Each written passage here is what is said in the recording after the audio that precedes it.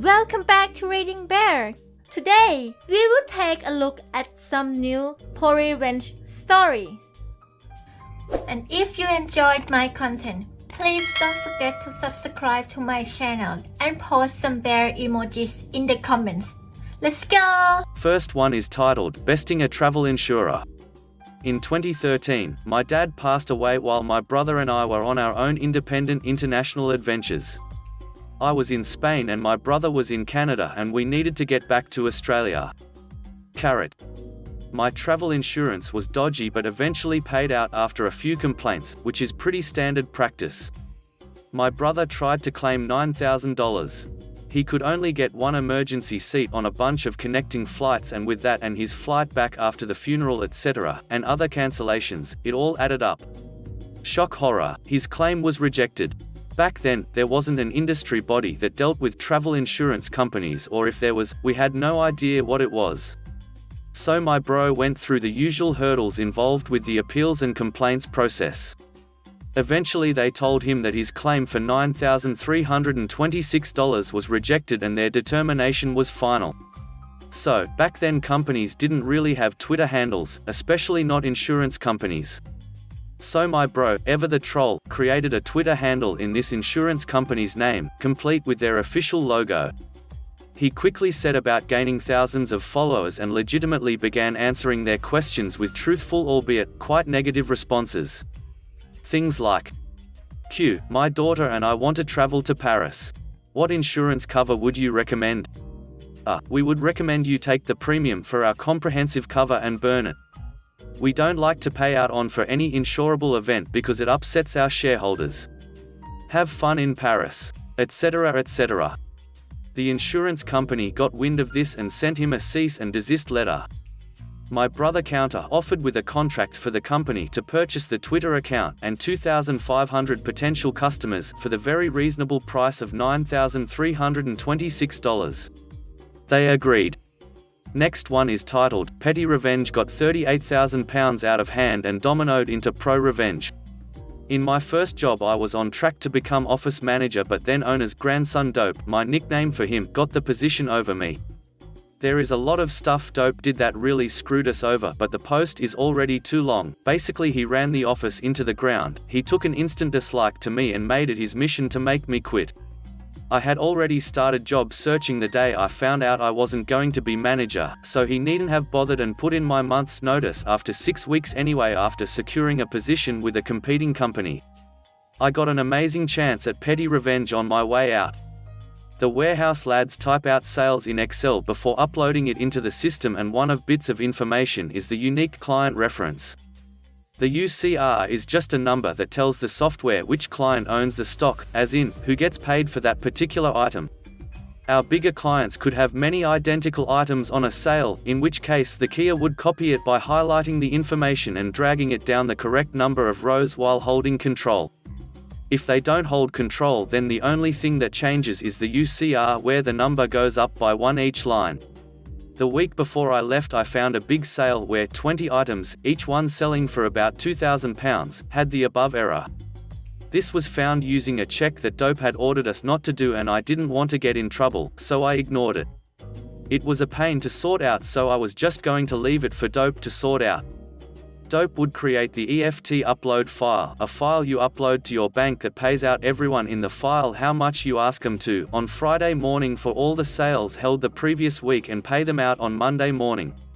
This is a common error, and the software scans for identical item descriptions with consecutive UCR numbers and alerts the user when downloading the sales EFT file, so I was expecting Dope to find it in the morning and have to spend the next 2 or 3 hours scrubbing the EFT uploads already completed, deleting all the invoices, rekeying the sale with the correct UCR, recreating the customer invoices, then restarting the entire EFT upload from scratch.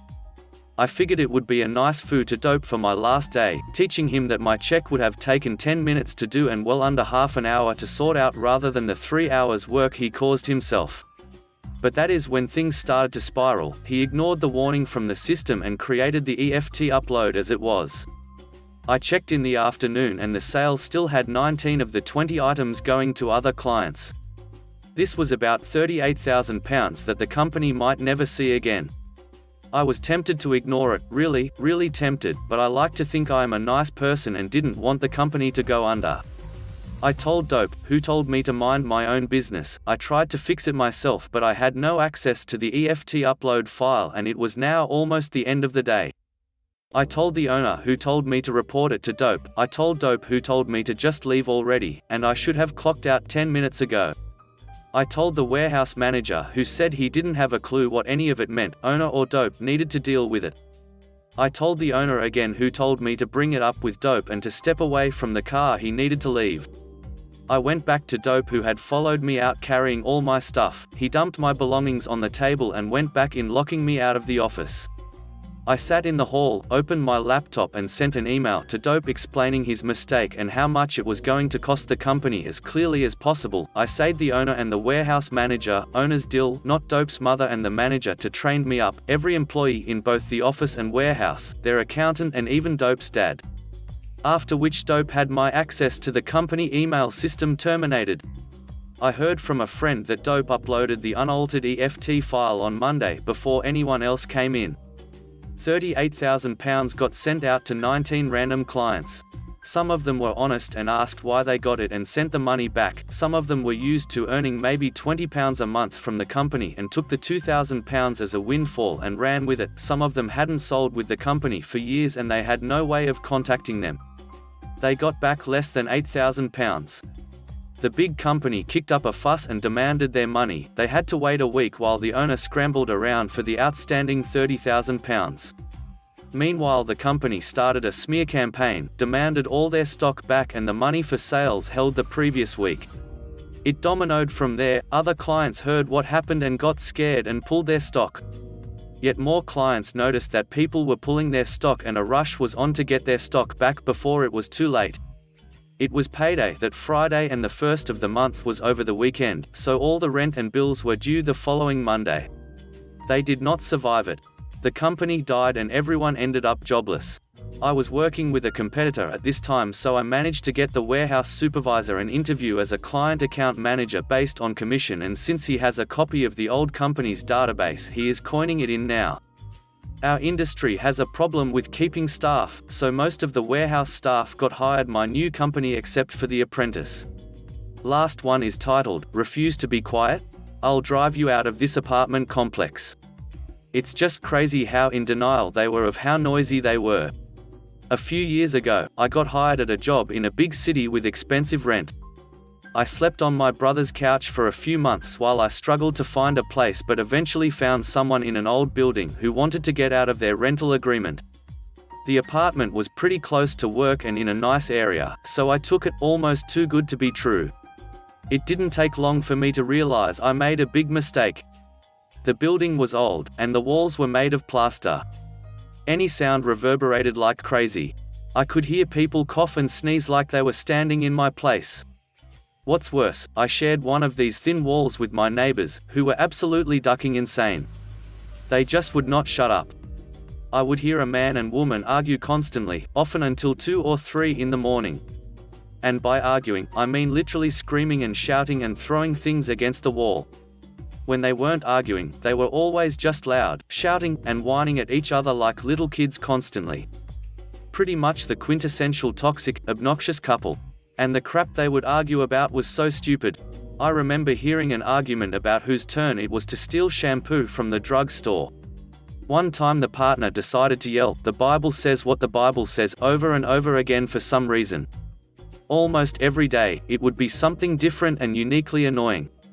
The first real incident happened when I was woken up by screaming and banging against my wall at 1 a.m.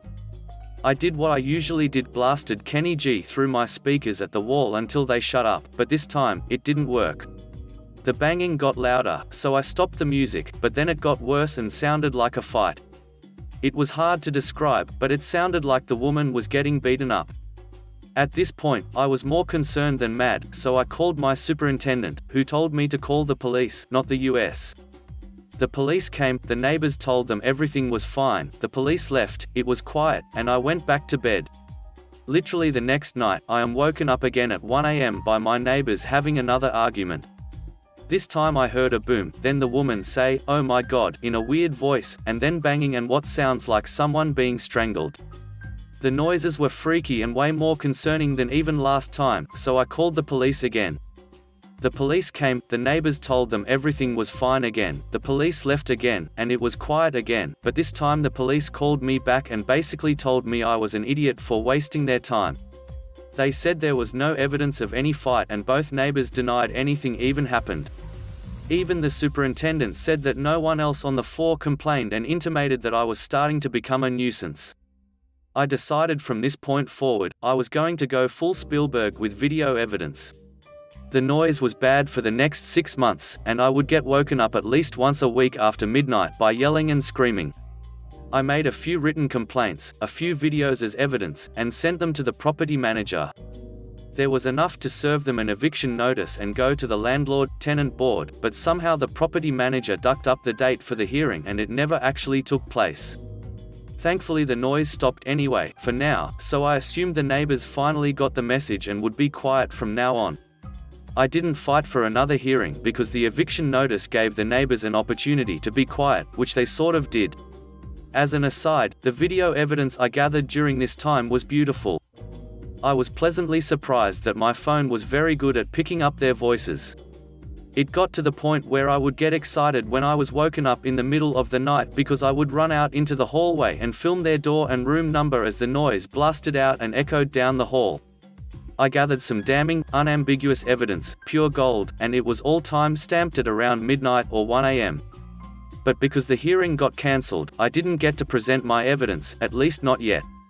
For a few months, everything was reasonably okay. They were still loud as duck during the day, and there were a few times after 11 p.m. on weeknights where I went to their door and asked them to keep it down, but other than that, things were mostly better, and I was starting to be able to relax in my place for once. Yet again it was too good to be true. One day around 2:30 in the afternoon, I start hearing this weird, high-pitched screeching coming from my neighbor's place. And it doesn't stop for hours. I'm sitting on my couch trying to figure out what it is. It sounds like a giant ducking tropical bird moved in next door. Well, it turns out, after all the crap we went through a year ago with the noise complaints and eviction notice, my neighbors decided it would be a good idea to get a dog. And of course, these obnoxious a-holes couldn't just get a quiet, normal, well-behaved dog. They had to get a completely untrained, 4-month-old, tiny, yappy Pomeranian that was incapable of being quiet. This thing would yap and screech and bark over and over and over every day for hours. While I'm still coming to terms with how miserable my life is about to become, I get a note under my door. On it, my neighbor writes that she just got the dog as an emotional support animal for her mental health and asks the whole hallway to please try to tolerate the noise. Duck that crap. I'd already been living next to and listening to these neighbors scream at each other for over a year. They were confirmed ducking morons, two insane, toxic a-holes in a mutually abusive relationship. I knew with certainty that they weren't capable of taking care of this dog properly and the noise situation would go to complete crap. And regarding the mental health, I was going through my own troubles during this time, in part due to lack of sleep, and was seeing a therapist. The last year of complaints should have made it clear to anyone that noise was a problem for me, especially getting woken up at night. Of all the things this neighbor could have chosen to help their mental health, they chose the most obnoxious thing possible. They knew getting a loud dog was going to be a problem and they did it anyway.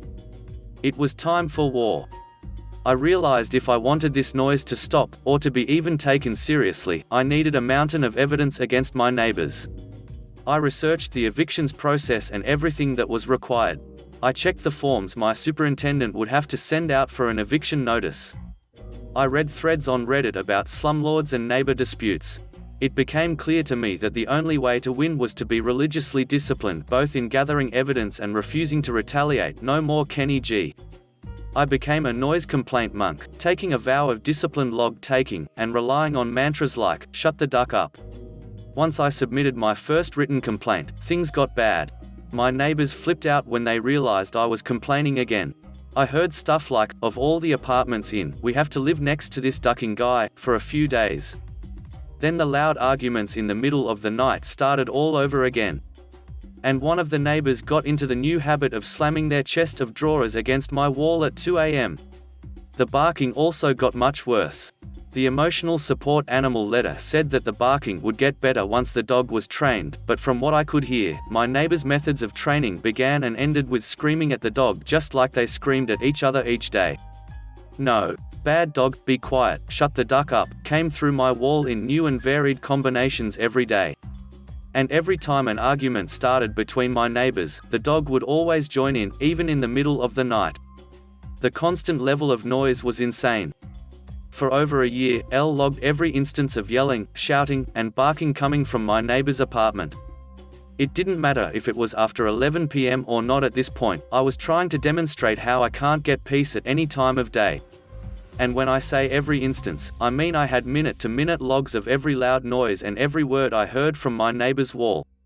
If I was woken up in the middle of the night, it went in the log. If I heard the dog bark from 12 p.m. to 1 p.m. on February 2nd, it went in the log. If I heard someone yell, "You peed on the floor again, duck," at the dog, it went in the log. Honestly, it sucked and made me almost lose my ducking mind, but by the time I was done, I had pages and pages of notes. Obviously written logs wouldn't be enough. I already had a decently fat stack of video evidence to demonstrate the true character of my neighbors, but I needed current evidence if there was going to be another hearing. Duck Spielberg, now I was Coppola in the heart of darkness. I got more videos of screaming and shouting coming out of their door. I got videos of banging and barking against my shared wall. I got videos of screaming, shouting, banging, and barking all at the same time, or in any combination.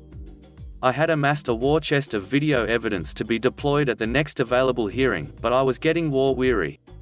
At this point, I was like 6 or 8 months into the complaints process and I could barely take it anymore. I was getting woken up like 2 nights a week and would be a zombie at work. I complained about my neighbors at work often. I was finding it harder and harder to keep myself from blasting music, or banging on their wall, or kicking their ducking door down. But I managed to stay strong, and I followed the eviction process like it was my religion. I sent in a second written complaint, then a third, which resulted in an eviction notice, which gave the neighbors an opportunity to be quiet. This time they didn't give a duck. If anything, they were louder than ever before. I was looking for other places to move into when I finally get good news from the property manager: there's a hearing date. There was light at the end of the tunnel, but once the neighbors heard about the hearing date, they did everything they could to duck me up. There were no attempts to stop the barking anymore, it was constant. The screaming matches were back in full force, and when they started yelling and screaming, the dog would go nuts. It was just an insane amount of noise. And the drawers were ridiculous. Honestly, I never expected the slamming drawers to be that bad, but they easily eclipsed the barking and the shouting. They would slam and slam and slam the drawers over and over again against my wall. And because of the plaster, it would boom boom boom and echo through my whole place. These holes were definitely doing it on purpose. 3 days before the hearing date, I go to bed at 9:45 p.m. At 10 p.m., I'm still not asleep, but I'm startled by boom boom of the drawers. I log it and go back to bed. At 11:30 p.m., I wake up to boom boom boom again, and I'm upset. It takes me half an hour, but I fall asleep again. Then at 12:45 a.m., boom boom boom boom, there it is again. I call my superintendent, tell her what's going on. The super calls them, and tells them to stop. I fall back asleep. Then at 1:30 a.m., boom boom boom. I wake up super ducking angry. It's obvious they're doing this on purpose to piss me off before the hearing and get a reaction out of me. I call the super again and go back to sleep again. Then at 2:45 a.m., boom boom boom. I can't take it anymore. I scream, do it again. Do it again. I lost it, I couldn't help myself. My discipline broke. My superintendent calls me and tells me my neighbors just said I yelled a death threat through the wall, what the duck, and that they're calling the police, what the duck. Everything just feels ducked now. I can't sleep, so I just wait until morning. No police show up, and I go to work. I realized I couldn't even stay at my place anymore until this hearing was over, so I went back to my brother's couch for the next 3 days.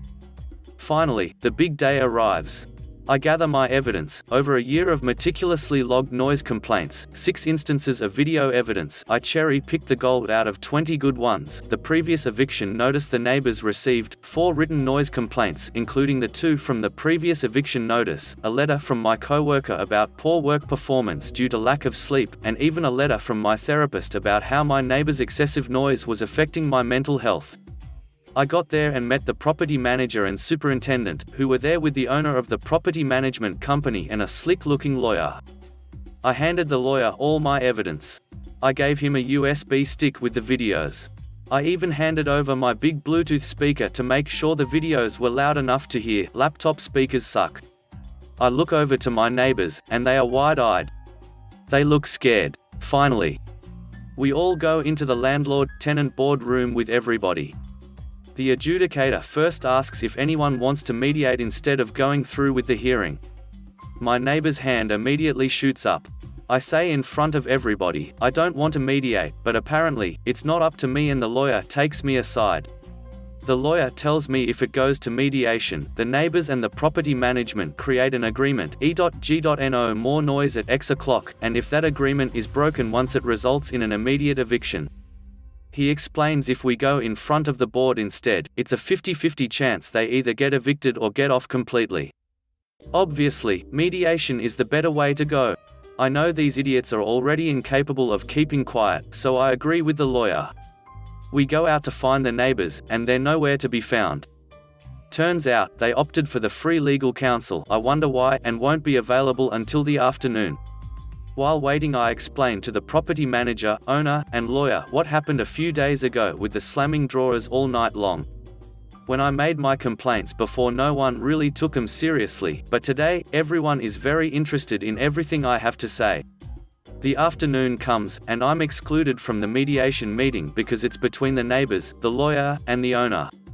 I can't hear what they're saying, but I can hear my neighbors yelling and shouting from inside the room, so I know it's not going well for them. Everyone leaves the room and the lawyer comes up to me. He tells me the mediation failed, the neighbors refuse to change their behavior, and won't accept any terms. The lawyer says they have to go in front of the adjudicator again, but by now it's almost the end of the day. I wait another hour or 2 and everyone comes out. I see my neighbors leave as the lawyer comes by again and explains. Apparently, after the mediation failed, the property management owner offered my neighbors 2 months rent-free if they agreed to move out in 2 months. The neighbors agreed, but when they all went in front of the adjudicator, the neighbors changed their minds and said no. And apparently, a second offer was made, which they said yes to, and then no again, all in front of the adjudicator. They ended up running out of time, and the adjudicator cut the hearing short and said it would have to be resolved in a second hearing. I was disappointed, but the lawyer assured me that because of how capricious and insane my neighbors behaved during the hearing, and that they would almost certainly be evicted during a second hearing. I was dismayed that it wasn't over, but hopeful the end was coming soon. I also felt vindicated. It was finally clear to everyone that my neighbors were actually insane and I wasn't just making this up. The next 2 months weren't as bad as before. I continued my long steady march of logs and videos. But the noise definitely let up, especially the drawers. One day near the end of the second month, I started to hear insane barking. It would not stop. It went on for hours and hours and hours. I called the superintendent to complain when they told me it was probably because the neighbors were moving out today. Yes. Ha ha ha. Finally. Apparently, she couldn't tell me earlier because of privacy reasons. As they were moving out, I blasted "Na hey hey kiss him goodbye" on loop, put in some earplugs, and took a 2-hour bath. My apartment is quiet now, and I can finally sleep. It wasn't exactly the satisfying crushing blow I wanted, but my discipline paid off, and now I can live in peace. Thanks for listening.